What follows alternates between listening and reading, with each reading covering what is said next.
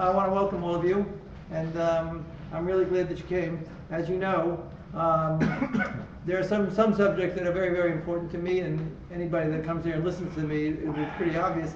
One of them, of course, is Israel, and the other area of tremendous study that I've been involved in continuously.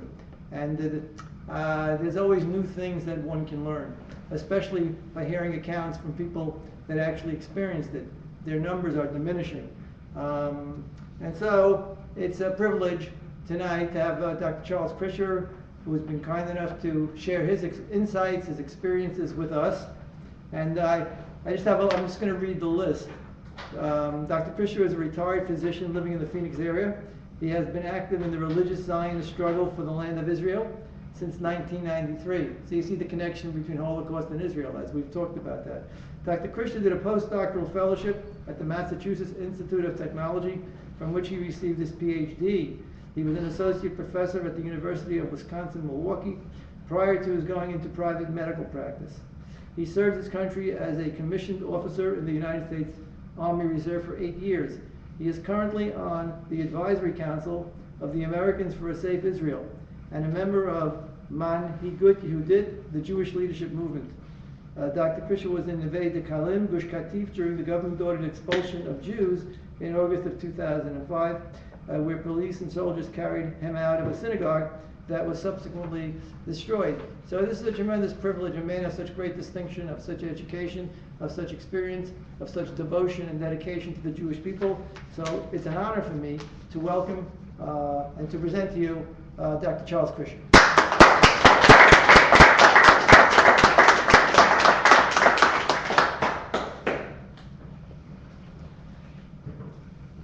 I would like to describe for you a journey that my family took, a journey that led us to safety from the claws of the murderous Nazi regime, along with the countries that cooperated with them, along with the civilians that cooperated with them in the death of so many Jews in Europe.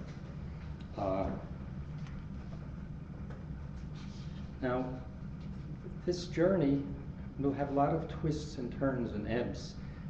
You'll see a lot of places where we had some very, very close calls, and basically 2/3 of European Jewry was wiped out in the Holocaust. So everybody who is a survivor has a different story, a twist, a turn. Amongst the elements that it took to survive, one was tremendous amounts of luck. Two, at crucial points, to have somebody, some Gentile help. It's very important. To be able to capitalize on opportunities, to be able to view the situation realistically, know where to take turns, when to duck, when to keep going. But most importantly, I think, was the ability to let go.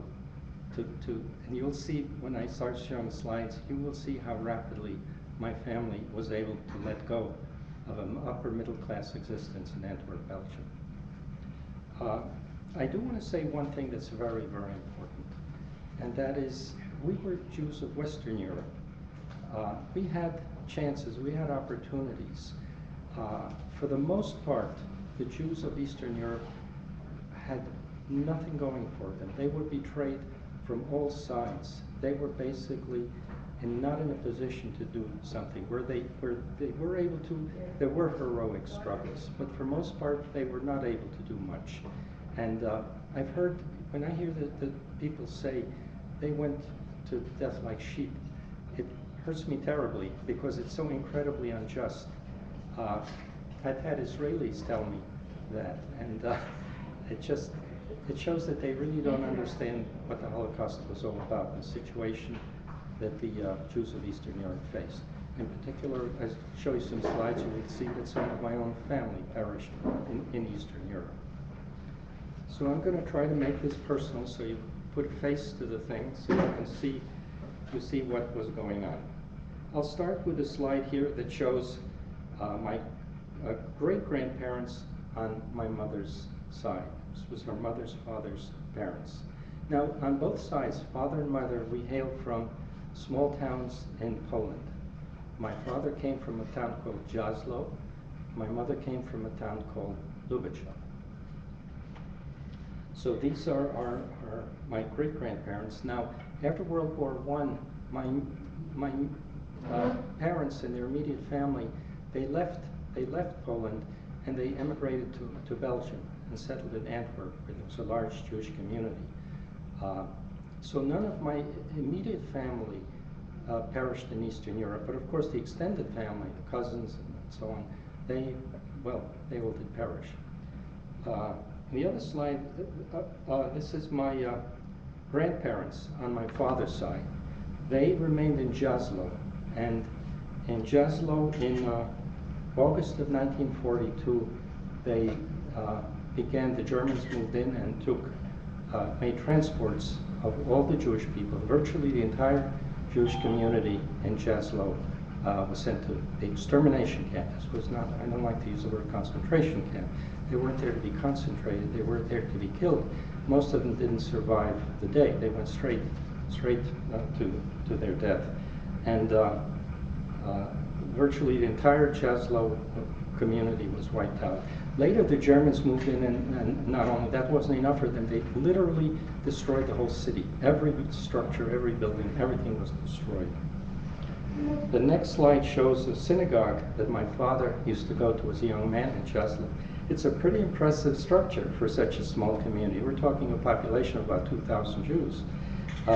He loved this so much he commissioned an artist while we were in New York. This comes from a book that was published of the Jews of Jaslo, with all the people who perished, that he commissioned an artist to make a beautiful color oil painting of this. I still have that painting. So basically, to sum up, my immediate family from Lubitschov on my mother's side emigrated to Belgium. On my father's side, his parents had 8 children. A son and a daughter emigrated to Palestine in the early 30s when it was still possible. They were very lucky. They lived old age, good old age in Israel. The son settled in Haifa, the daughter settled in a kibbutz. My father left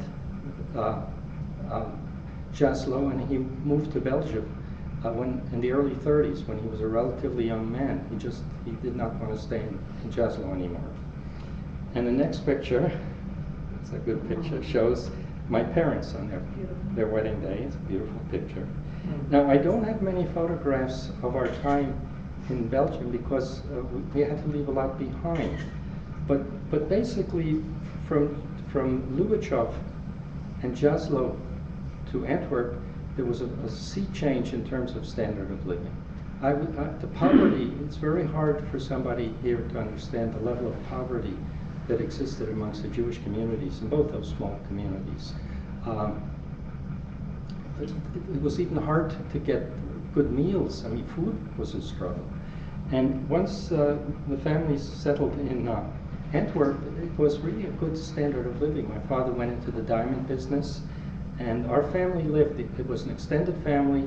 We lived in a 3-story house in Antwerp, Belgium. I still remember the street, 23 Lank Lane.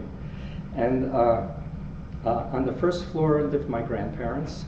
On the second floor, my parents, my sister, and I. On the third floor, which this picture shows, was sort of like a small factory for working with diamonds, cutting, polishing, and so on. On the forefront, those are 2 men. They were not family members, but they worked there, and they had rooms upstairs, and they lived there. They lived with our home, and the rest are all relatives.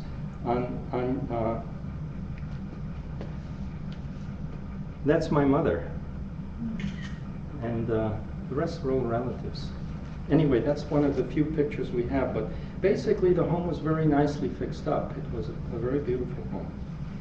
Now I want to show you a timeline. You know, I was born December 1938. In May of 1940, Germany invaded Belgium. By the way, in these timelines, this is not going to be an accurate history of the Holocaust. I'm not discussing the German-Soviet pact, Germany invasion of Poland, and so on. I'm just putting in the events as they impacted directly on our family. Otherwise, we would be here for Shachris. But look at the dates. May 10th, Germany invaded Belgium. Now, Germany had already invaded Poland. quite a bit before that. So it was, if you had, it was possible to understand that this was not going to be a benevolent, nice situation. Furthermore, as soon as they entered, signs all over Antwerp sprung up saying, "No Jews allowed here." Now, some didn't want to be that directly discriminatory just against Jews, so they would say, "No dogs or Jews allowed here." But it was very clear that Belgium, the Belgian people in Antwerp, were going to be very hostile to the Jews. They were not going to be protective, and it was very important to get out.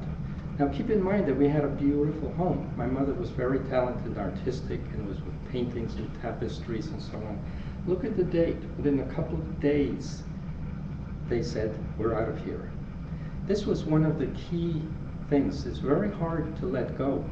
We see this today in a lot of the French Jews. They can't let go of their businesses, their homes, and so on.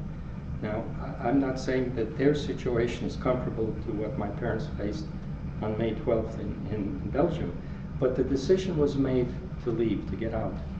And my mother told me that two things. That one is that when she left, when we finally left, we had to leave most of everything behind. You know, you could not travel with trunks and so on. She had the key, and she was going to lock the door, and she'd tell herself, "What for? Why bother?" She said, "I know I'm never coming back here. There's never going to be anything here." She didn't even bother to lock the door. The other thing she said is that she had fixed that place up so nicely with so much effort. Never again could she really ever put that kind of effort in, because to have seen it destroyed like this. By the way, it turns out, you know, I did go back to Belgium after the war. The Germans, when they moved in, I mean, they plundered everything you could move, but they did more. They ripped out toilets, tubs, plumbing, and everything they could rip out to take back to Germany. Anyway, so we were leaving on early May. Germany, in the meantime, was wreaking havoc on Belgium. In particular, they wanted very much to capture a city called Ghent, a major city where there was a railway station. I do want to stress that unlike France, Belgium surrendered, but they did not become a subordinate and cooperate with the Germans. There's a big difference there. But notice on May 28th, Belgium surrendered. So from the time they invaded to the surrender was a mere 2 weeks. So there wasn't much time. There wasn't time to sit down and think over, let's decide this, that, and so on. Anyway, now this is a map. I'm going to come around and try not to trip on the wires. Be careful. Up here you see Antwerp. Now we decided we're going to go to France. And we were driving along to Ghent, which is over here. Right here's Ghent, the city of Ghent. And this was at the time, by the way, of the Battle of Dunkirk, the evacuation. Right here is Dunkirk. That was when the last battles in evacuation was going on. So we tried to get a taxi driver to take us, and it was almost impossible. They said, "No way. You know, there's a bombing going on all over the roads." But we finally found one for a huge, huge amount of money who said he would take us. Now, it was a very typical pattern in our survival that Gentiles would rake us over the coals in terms of financial, like they would charge exorbitant, a large railway station. And from there, we had planned to take a train into France. In the meantime, my father and my sister, older sister, went to look for a place where we could stay for the night. And my grandparents, my mother, and I stayed in the station in Ghent. It was a large station, somewhat like a Grand Central Station in New York. There was a direct bombing hit, and the place was bedlam. It was filled with fire and smoke, and there was a tremendous desire, people rushing to get out. It was just total bedlam, and I was in a little stroller, strapped in, and my grandfather and my mother started to struggle with the straps, with the smoke, the fire, and the people running over you and bumping you. They just couldn't undo the straps. And it was really a desperate situation. My grandfather was a very frail, small man, but somehow in that moment he found the strength. He lifted the entire carriage way over his head. You know, this was not like in an open field. People all around running and dark, coughing, the smoke. And he carried me out, and the family was able to get out.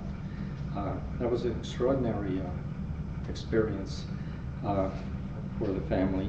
My father returned. They told him everybody in the station is dead, you know, forget your family. But he didn't give up. He looked and looked, and we found each other, and we were reunited, which again was somewhat a little bit of a miracle.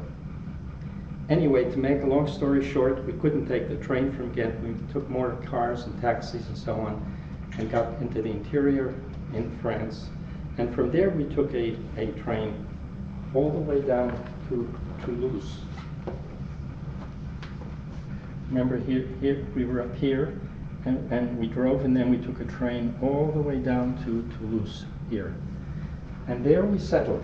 Now, I want to explain to you that I don't know how much you know French history, but when France capitulated and surrendered to Germany, they made a deal that a large part, very roughly with my finger, northern part would be German occupied. That was the best part. That was where all the industry, the iron factories, that's all the goodies that Germany wanted. The southern part, they allowed to be a collaborationist regime, supposedly independent, called the Vichy regime, V-I-C-H-Y. So, you know, given the choice of wanting to live in German occupied or supposedly independent Vichy, we chose Vichy. My mother settled in Toulouse. We rented an apartment in a nice house in the countryside. The next picture shows parts of my family.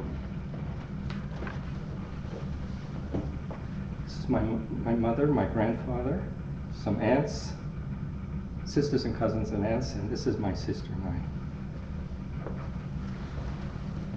And the next picture shows my mother. You could see the background. It was a nice country home.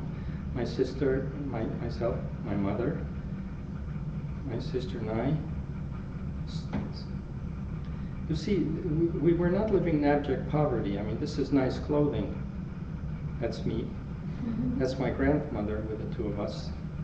Now at this point I want to stop and discuss a movie with you. When I was in Jerusalem, the Cinematheque, which is a major cinema house in Jerusalem, had a film festival. And the lead film at that festival was La Rafla. That was the feature film of the entire festival. It deals with a roundup of Jews in France. A roundup of Jews in France for shipment to Auschwitz. Most did not survive. Now, who did the roundup? Germans. The whole time we were in Belgium, in France, we never saw a German. This was all done by French. French police and French civilians, neighbors, gave up the Jews, told the police where to go to find the Jews. It was a very ugly picture. La Rafla deals with this. I strongly urge you, if you can either see it on your home TV or go to a movie. The only thing, be sure you have some handkerchiefs with you when you see the movie. It's an extraordinary movie, and it deals with this issue of the roundup of Jews in France. Yes? I saw Sarah's Key, and wow. It's similar, but if you think that's wow, it's very good, no question. The La Rafla is quadruple wow. But they just literally forced all the Jews to go to the Velodrome. Yes. And it was a horrible. Yeah. Horrible. Is this talking about Vichy France or from the German occupied part? Well, the Rafla deals with German occupied France. Was it pretty much the same, Vichy? Well, you see our experience, you'll see if it's the same or not. And now eventually Germany decides no more of this, no more nice guy, and they simply made end of the Vichy regime, 1943, and they just had a northern and southern area. All of France was occupied by the Germans. It was in a sense a subterfuge. But now our life there was not terrible. We still had some money left, although the money was going at a very rapid rate. When we left our home in Belgium, we took along things that were small that you could trade: silver jewelry, gold jewelry, and also diamonds. The trouble was that diamonds are very hard to create fractions, you know. We ended up, everybody was ripping Jews off. Everybody knows that. I mean, that was, so if you hear today about some heirs trying to fight to get a painting from some museum back, and they say, well, there's a clear bill of sale here. The owner, your great-grandfather, clearly sold it. He sold it, you know, for $20,000 or Deutsche Marks or whatever. You know, a sale has no validity if there's a gun being held to your head. These were all done under tremendous distress, and the civilian population were taking advantage. Now, in our story, you know, we could focus a lot. There were a lot of bad people, a lot of bad things out, and we could focus on that. But I would rather focus on the positive. There were at least, well, were there 10 good Frenchmen in France? I don't know the answer to that, but I can certainly vouch that there were 2. Because there were 2 people that took enormous risks for us, and without those 2 people, I wouldn't be here, for sure. Anyway, things went along reasonably well, but collections of Jews started in Vichy, France also, to answer your question. They were collecting Jews. Now, an aunt, 2 of my aunts, they were young women at the time.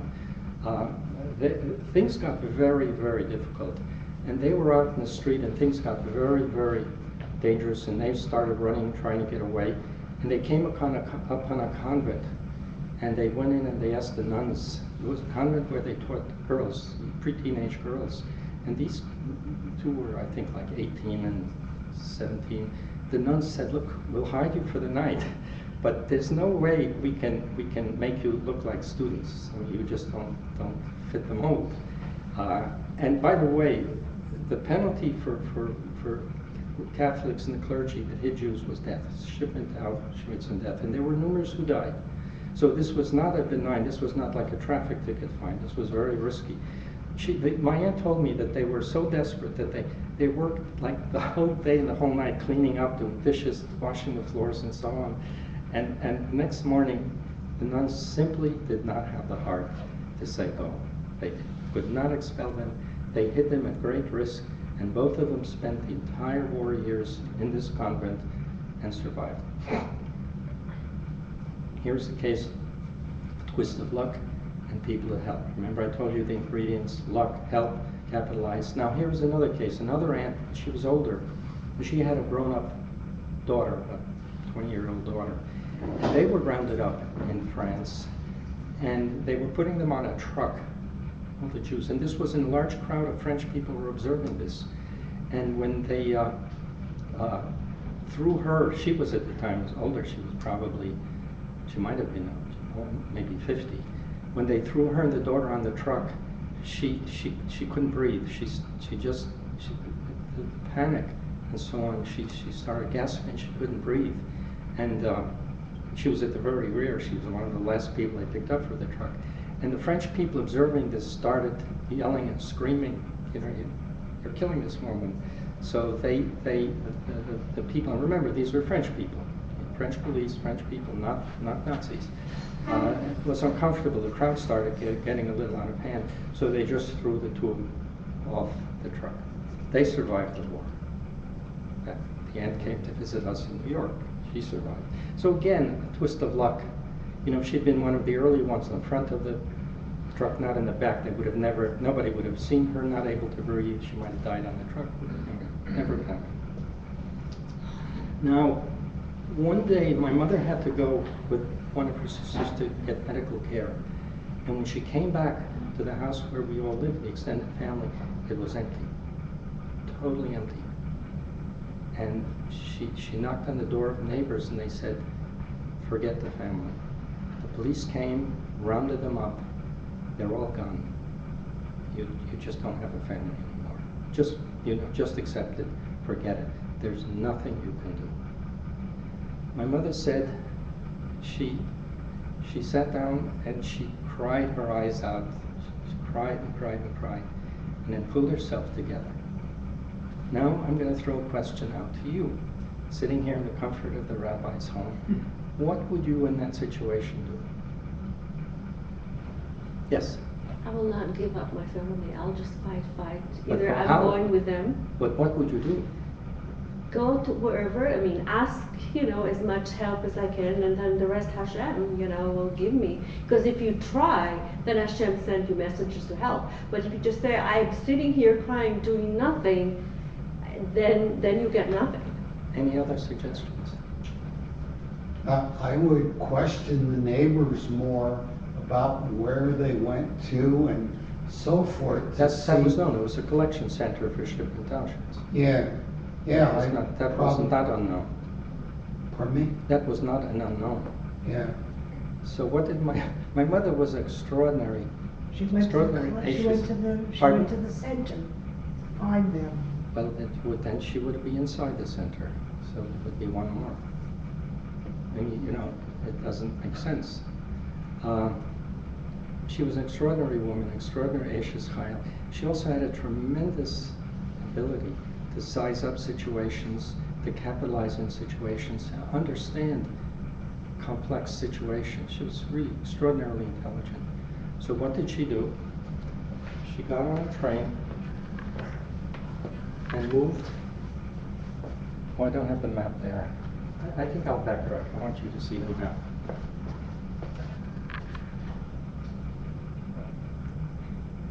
Okay. Okay. That's enough, yeah.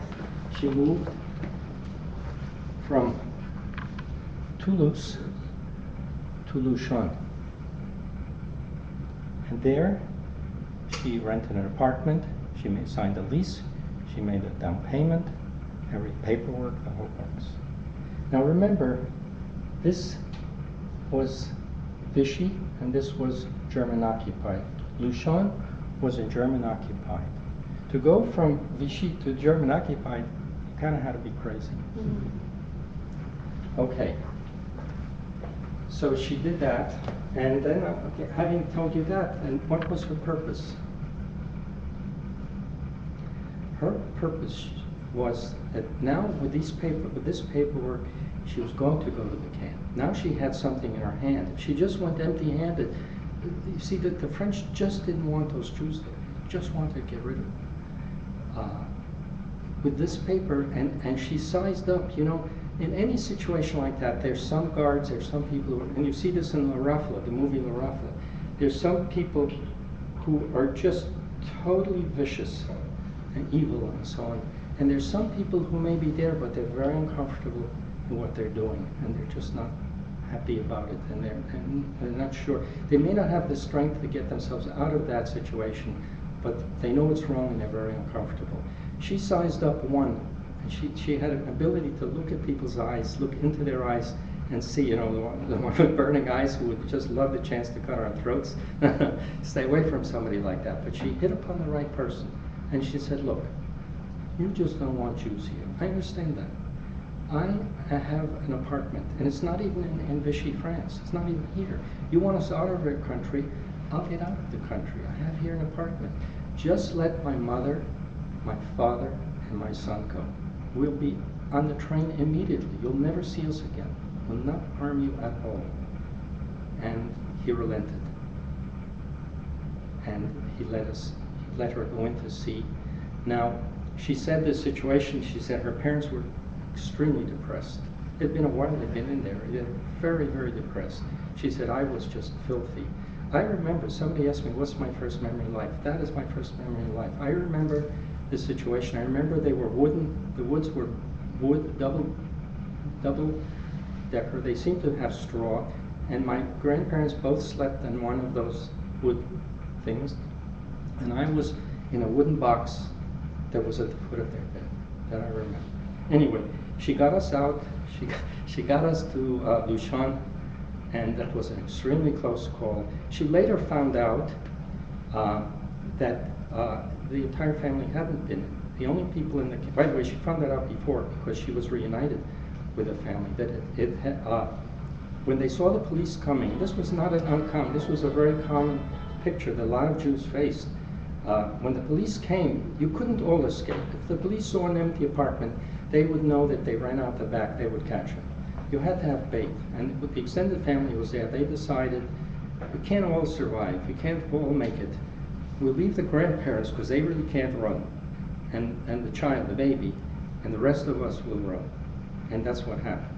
And so she knew when she went to Lushan and to Lushan, and when she went into camp, she already knew that the rest of the family was out, and we were all reunited. Somebody asked me a very good question: how did all this reuniting take place? Well, throughout the war and after the war, it was virtually an obsession amongst Jews to find each other, to reunite, to bring families back. It's very hard to understand today. The closest thing I can come to is a 9/11, that people were around with bulletin boards and trying to, did you find this person, did you see this person? But there was even like a journal after the war with lost names and so on. Anyway, we were reunited, we were in Lushan, you know, German-occupied France, and we had made it. Now, I want to take a slight backtrack. 3 months after we arrived in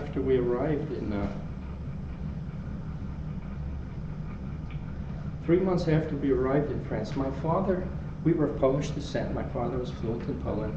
He hooked up with somebody who was Polish, and the man told him how he would be able to get papers for Poles, for Jews, from the Polish embassy, the embassy that was in exile in England and so on, and a lot of lives could be saved. In the meantime, he did give us the paper, saying our family, we were all Polish citizens and so on. We did get that.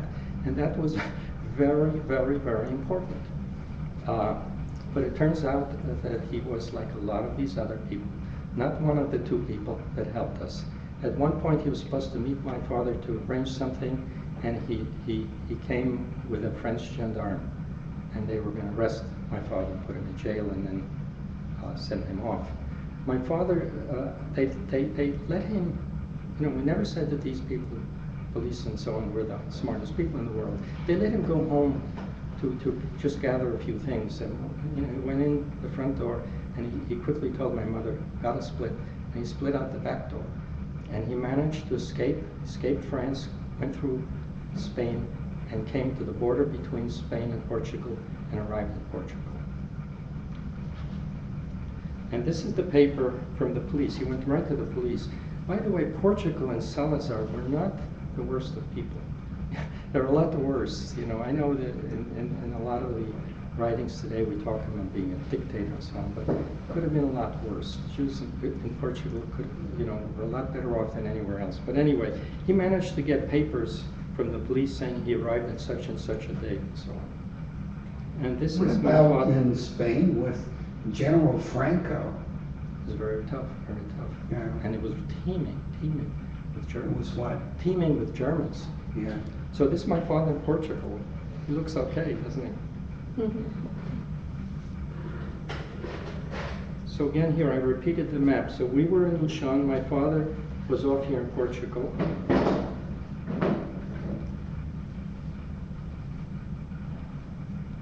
Now things were getting very, very bad. Many close calls. It was just a matter of time before we would get deported. My mother, one close call after another, after another. She decided she had to do something very dramatic and get out. It was just a matter of time before we would be deported. Remember, she was now German-occupied France. So she decided to just do something very, very risky, heroic, and dramatic. To leave France, you had to have what's called a laissez-passer. It means, laissez means to leave, passer means to get out, a laissez-passer. Now, the French had it both ways. They didn't want the Jews there. We're talking about refugee Jews, not Jews, French citizens. They didn't want the Jews there, but also they wouldn't give them laissez-passers. They wouldn't let them out. So I attended, in New York, I attended a symposium on de Souza, who was a Portuguese diplomat who saved thousands of lives. And there one woman spoke, and she described of a case she knew of somebody, a Jew in France. He was young, he was in his mid-30s. He tried to get a laissez-passer. He couldn't. You couldn't get out without a laissez-passer. And he tried, and finally he gave up and committed suicide. Just absolute tragedy, absolute tragedy. Well, my mother was not about to commit suicide, but she decided we had to get out of France. You know, she got a ticket, plane ticket, ticket was going to go from France to Spain. Spain was teeming Nazis, and from Spain to Portugal. And when she arrived at the airport, here we hit the second good person. The man looked at this and said, "This is crazy. You don't have a laissez-passer. You can't go. You know, no way." She said, "Look, if you don't let us go, you are being complicit in the murder of my children. Is this really what you want to do?" And he said, "Listen, I never saw you. You go down that long hallway, you'll never make it. You'll get caught. And when you're caught, I never saw you. I never had anything to do with you. I'm looking the other way." And she went down that long runway and so on. And when she boarded the plane, now, I need to tell you an aside. For complicated reasons, my native language was German. My sister's native language was German. So we spoke fluent German, and really, to the extent that children speak, it was not with an accent. Now, my mother spoke fluent German, but it clearly was an accent. So there was no way she could speak German the way native Germans spoke, but she was very skillful, very capable of speaking German. Anyway, when she gets up on the plane and she looks down the long aisle, her heart sank. First of all, the plane was filled with Nazi soldiers. Majority of the plane were Nazi soldiers. And at the back she saw a sight. I mean, her pulse must have been like 600. There was a man, and he was going from one to the other, and soldiers, checking if they had laissez-passers and checking their papers. And if she turned around and tried to get off, no question, they would have caught her, they would have deported us to Auschwitz. No question. She couldn't turn around. She had no papers. If they saw that she had no papers, we were dead. We were dead in the water. What could she do? Remember, she was extremely intelligent. She was very quick at picking up things and very astute. She noticed that I was in the military, as the rabbi said. I know rank. I know the difference between a colonel and a corporal and so on. I could tell from these things. She did not know the military. She couldn't tell from the insignias. But she knows this one thing, that the plane was filled, but there was one soldier sitting there, and nobody was sitting next to him. And he had a lot of stuff. So she concluded correctly that he was a very high-ranking German soldier. So she decided to make, this was the only chance to survive.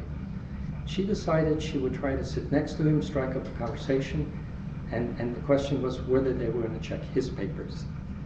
And she sat down. In the meantime, my sister and I were running up and down the plane like rambunctious kids, screaming German and so on.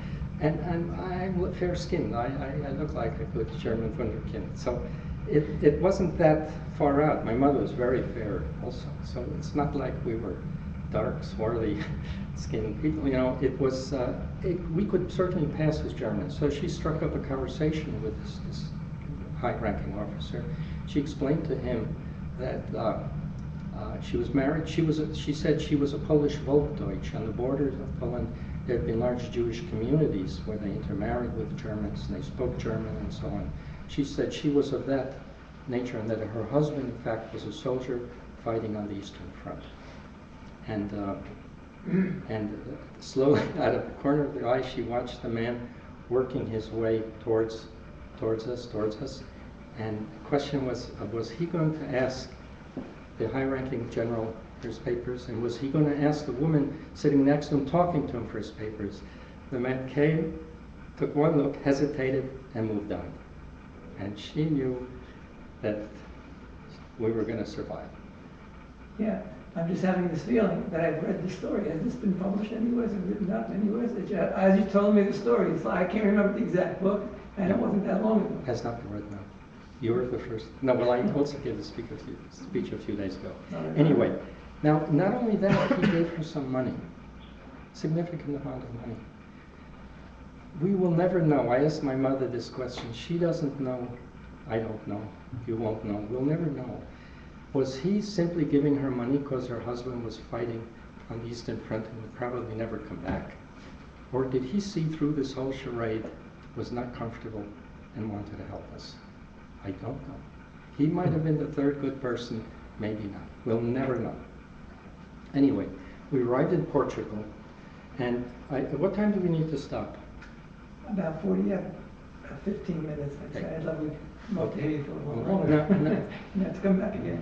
Now, in Portugal, things were getting, Salazar was not bad, and Jews weren't being rounded up or anything, but there was a great risk that the Germans were going to invade Portugal, and if they did, they were going to kill all the Jews. Now, the next document, yes, this is a document that's absolutely extraordinary, absolutely extraordinary. It's from we called it the American Joint Distribution Committee. It turns out that the Polish government in exile was aware of about 150 Poles living in Portugal, Jewish Poles, and was interested in protecting them.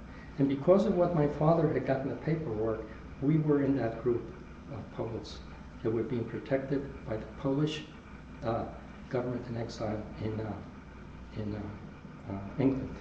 Now, are you familiar with Gibraltar, the Rock of Gibraltar?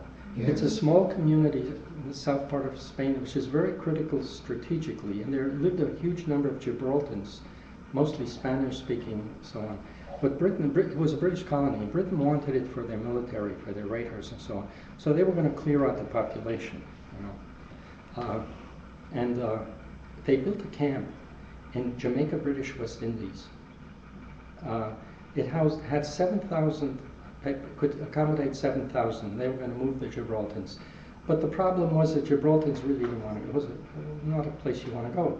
And they didn't want to go. Many of them migrated to North Africa and so on. And they ended up only moving about 1,500. So they had about 5,500 empty slots. And the Polish government asked them to move these Jews to the Camp Jamaica in those slots. But remember, they only moved 150. Britain finally relented to do 150, provided it wouldn't cost them anything. No food, they wouldn't provide food, they wouldn't provide transport, but most importantly, they would not let us work. We would be slaves. We'd be slaves, not slaves, prisoners, who could not work. So the Joint jumped in and offered to pay our subsistence. They went back and forth.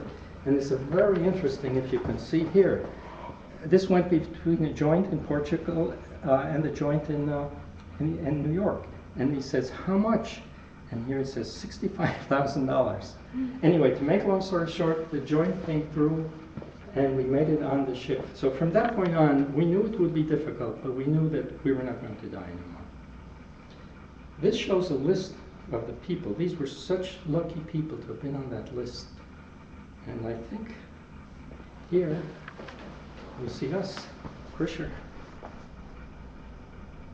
Right here, Krischer, myself, my mother, my father, my sister. What a lucky break. So we arrived at the camp. To show you the attitude of the British, when we arrived at the camp off the boat, I was starving, so kindly Jamaican native, I must say the Jamaicans at that time were very nice and kind, handed me a banana and I started to eat it. A British officer came by, grabbed the banana out of my hand and threw it in the garbage. I mean, that has to show a hatred that's just unimaginable. So So here you we have, didn't land in New York or in the United States? no, the U.S. wouldn't touch us. Oh, I could lecture 10 hours on the U.S. role during the Holocaust. yeah. A very ugly picture, to put it mildly. So here's our timeline. In February 1942, we arrived at the camp. February 1942. In the next 6 months, the two towns where my family originated, Lubitschov and Jasla, were destroyed.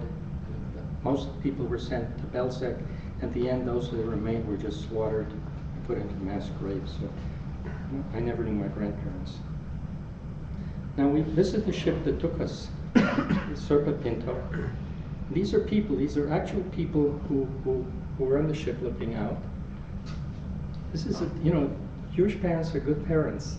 And these horrible situations, This was a big dog. I still have it. It's a big dog.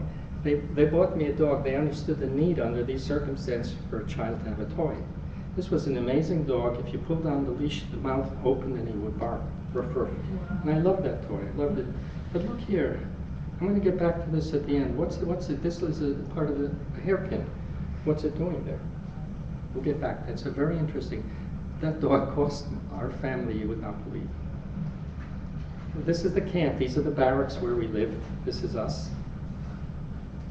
This was outside our home, and you see down the length of the barracks. You know, it was not Club Med, but we were not being killed. We're not being slaughtered. So we're not being starved to death either. This was a little school that we set up. You know, rather disciplinary teacher. You had to go like this, and if you weren't like that, you had to go like this. But all right, you know, it's not bad. And we were allowed to leave the camp. This is a letter from the commandant, dated December 1943, saying we were going to leave the camp. We were the first to leave. My mother was very skillful, and she was very proud that we were going to leave the camp. It meant a lot to her, you know, socially. You know, I don't know how else to describe it. But when we got to the customs, the British customs, they took one look at my dog, Kiki, and they said, "You Jews are smugglers." They caught us. They caught that dog. They thought they were licking their chops. They had caught us smuggling. And they took the dog and they ripped him apart. And I was screaming and crying, and they found nothing. They searched and searched and searched, found nothing because we weren't smuggling. They were also stupid. What would we have smuggled? We'd been in there for 2.5 years without any means of support. You know, what did we come in there with $10 million and bought some cocaine and hit. And they were also, in addition to their being evil, they were also very stupid. So anyway, they were so angry that they found nothing that they said, "You people are smugglers anyway. Back you go." And they sent us back to the camp. My mother was heartbroken because she had been looking forward to moving to Cuba as a free person. And we languished in the camp 6 more months because of Kiki, my dog, and because of the evil nature of the British people. So here's our timeline. And here finally we made it to Cuba, where the standard of living was really very good. Excellent. This is my family in Cuba. Finally, to catch up, I was able to get my sister and I were able to get a Hebrew teacher, and we learned. And this is me in Cuba with my dog Kiki. And these are the efforts to get it. Took a long time to get into the United States, a lot of effort. It was not so easy. You know, I could give a 10-hour series lecture, 10-hour series lectures on the U.S. and what it did not do. You know, I heard an apology at the Cinematheque thing. The French ambassador spoke from Le Graffel, and he said, earlier this year, the French government formally apologized for what it did to Jewish people, which was a step forward. I have not yet heard an apology from Britain, and I have not yet heard an apology from the United States. But the life in Cuba was very good. There was a very tightly knit Jewish community, and when we moved to the United States, finally, it was much harsher. We lived in the Bronx, we could get housing. So I asked my mother, well, you know, why did we leave Cuba? And she gave a very good answer. She said, because I felt there would not be a future for Jewish people there. And how right she was. So we gave up, that was a penthouse, by the way, where I showed you before. She gave all that up. We went to private schools. It was really very good. She gave it up because she felt there would not be a Jewish life there. And would you say in the last 20 years there's been good Jewish life in Cuba? Anyway, so I want to close this thing by saying, hey, we were very lucky. We had some people really reach out. I've not mentioned all the people that treated us very badly, because I don't want to focus on the negative. But 2 or 3 people really did enormous favors for us. And we survived, and we came here, and that's our journey. Thank you. We have time. We have a minute. We do have a 10th man coming, so we'll have a minute. Don't worry about that. If anybody has a few minutes of questions, I'm sure this is a fascinating, one of the most fascinating accounts. There's Joe, and he's number 10. So why don't you ask the question? Go ahead. So, I really like hearing what you had to say, and actually, my grandparents and my mother and my uncle, they were in Germany in Cologne, and they were lucky enough that my grandmother's sister had already come to the United States, and they were able to get out just before Hitler really got into power and really started his terror.